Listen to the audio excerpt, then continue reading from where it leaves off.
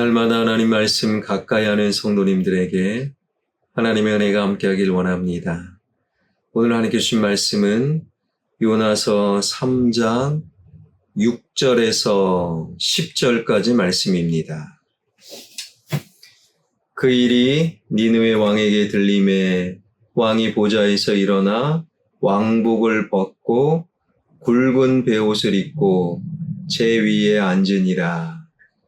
왕과 그의 대신들이 조소를 내려 니느웨에 선포하여 이르되 사람이나 짐승이나 소떼나 양떼나 아무것도 입에 대지 말지니 곧 먹지도 말 것이요 물도 마시지 말 것이며 사람이든지 짐승이든지 다 굵은 베옷을 입을 것이요 힘써 하나님께 부르짖을 것이며 각기 악한 길과 손으로 행한 강포에서 떠날 것이라.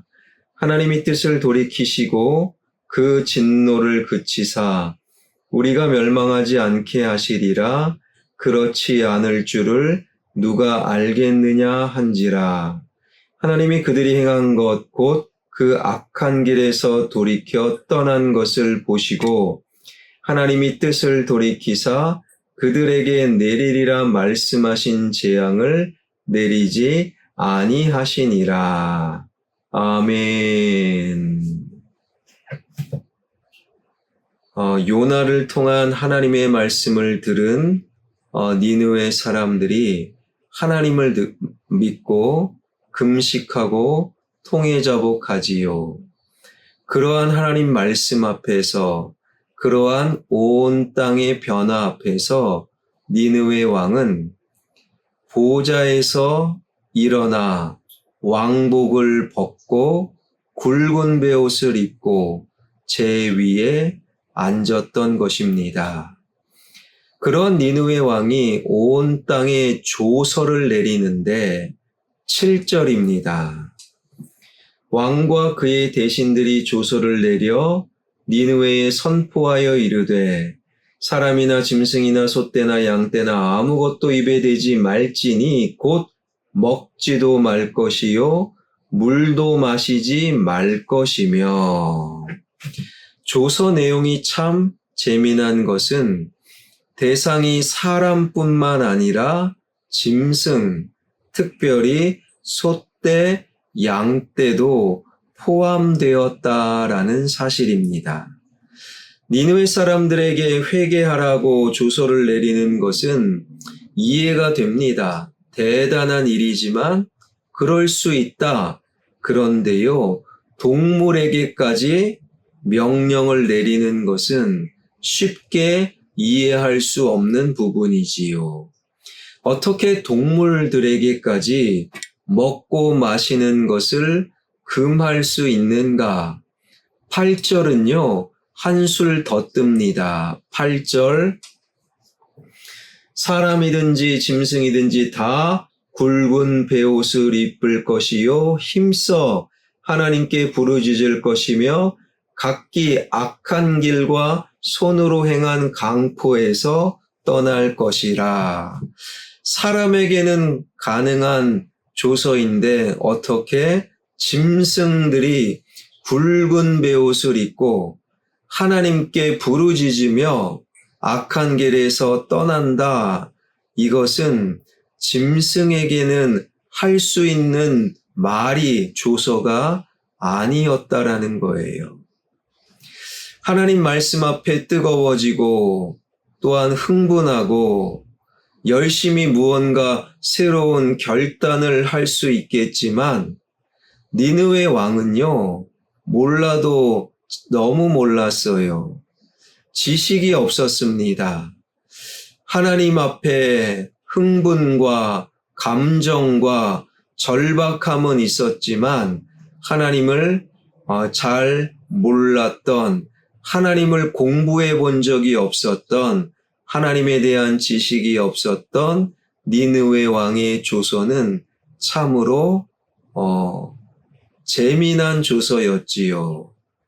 창세기에 보게 되면 사람과 짐승을 똑같은 날 창조하신 것은 맞습니다. 그러나 사람에게만 하나님의 숨, 하나님의 호흡을 불어 넣어주심으로 말미암아 사람만 하나님의 형상이 있고 사람만 예배하고 사람만 하나님의 음성을 듣고 알 수 있는 거예요. 사람에게만 악한 길, 선한 길이 해당되는 거지요. 짐승은 그런 게 없는 거예요.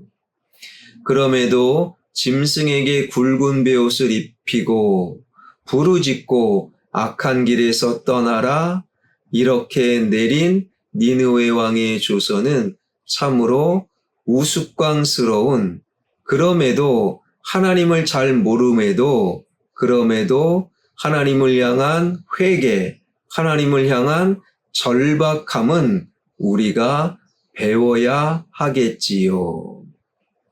여기서 하나님을 강하게 경험한 니느웨 왕, 하나님에 대한 지식은 없어도 온 땅에 심지어 짐승마저도 먹고 마심을 금하라, 금식을 명령한 이유는 꽤 성경적이고 영적인 부분입니다.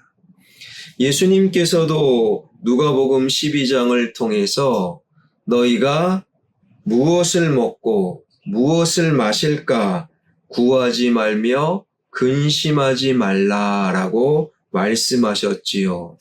예수님이 그리스도로 공생애를 시작하면서 가장 먼저 40일간 먹는 것을 중단하시는 금식을 하셨지요. 금식 후에 사탄은요, 예수님을 첫 번째 시험할 때 예수님 배고프지요? 돌을 떡으로 만들어 당신의 배고픔을 채우세요. 이때 예수님이 답하신 말씀이 사람이 떡으로만 살 것이 아니라 하나님의 입에서 나오는 말씀으로 산다. 금식이라는 것은요, 하나님께 절박함, 하나님을 향한 갈망, 하나님께 집중하겠습니다라는 의미가 담겨진 영적인 행위라는 거예요. 니느웨 왕이 하나님을 경험하고 그 뜨거움 속에 지식은 부족했지만 온 땅에 금식을 내린 것은 이와 같은 해석과 적용이 가능하다라는 거지요. 이스라엘 백성이 그러한 40년 동안의 광야 훈련 속에 왜 40년 동안 광야 훈련을 하나님께 허락하셨는가? 신명기 8장에 보게 되면요. 사람이 떡으로만 사는 것이 아니요 여호와의 입에 나오는 모든 말씀으로 사는 것을 알게 하려 하심이라. 이것이 40년 동안의 광야 훈련의 목적이었지요. 지금 니느웨 사람들은 이스라엘 백성들이 거쳤던 광야 훈련을 금식을 통해 하고 있다라는 거예요. 온 땅에서 이제 금식을 함으로 하나님께 집중하며 하나님께 전념하며 하나님만 생각하자. 우리 시대에 필요한 신앙 고백이 바로 이것이 아니겠습니까? 우리는 하나님을 공부하고 하나님을 많이 알아요. 니느웨 왕과 비교할 수 없는 하나님에 대한 지식이 있지요. 그럼에도 불구하고 니느웨 왕의 신앙 고백은 우리가 참으로 닮아야 한다라는 거예요. 요즘 우리가 참 바쁘지요. 문명이 발달되고 4차 산업혁명이다, AI다, 자율주행이다, 알파고다, 빅데이터다.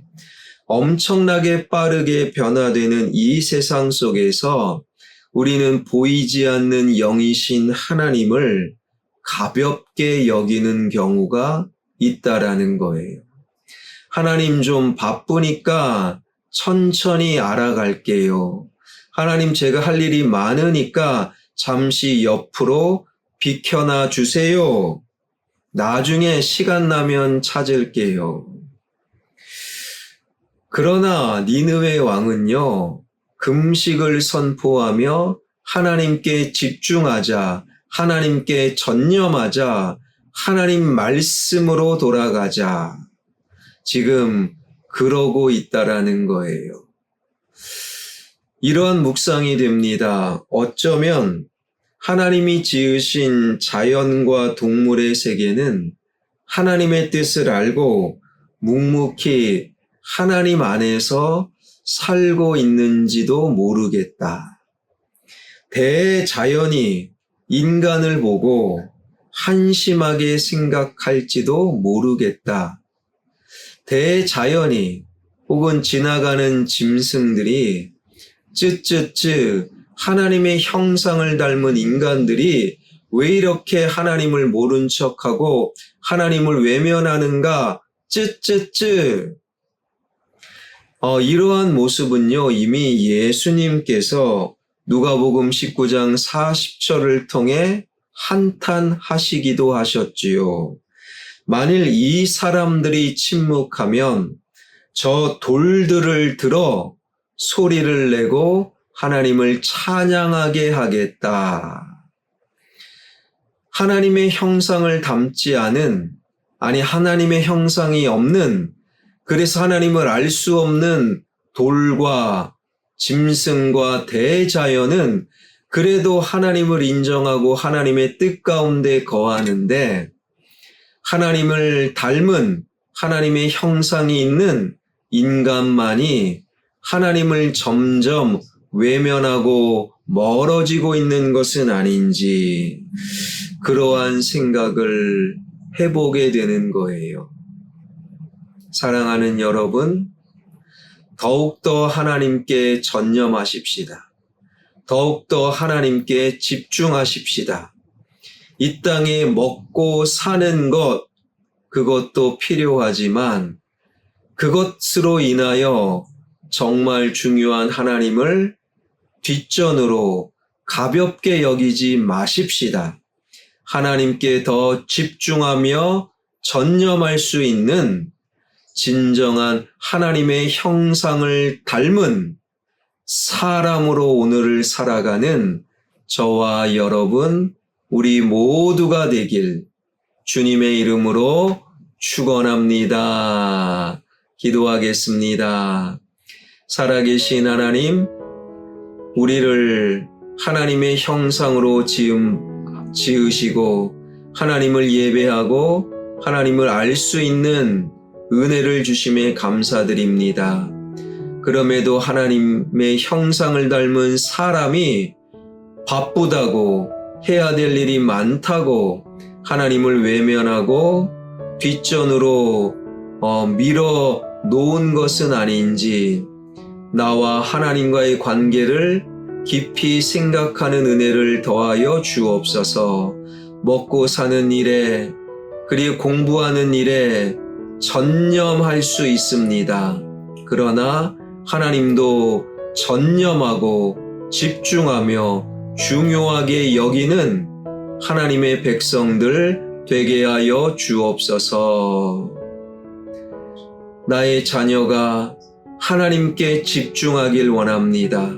할 일 많다고 하나님을 가볍게 여기지 않는 나의 자녀, 하나님으로 인하여 오히려 공부도 더 잘 되고 하나님께 집중하니 회사 일도 더 잘 풀리는 하나님의 신비, 하나님의 채워주심, 하나님의 능력을 경험하는 나의 자녀들 되게 하여 주옵소서.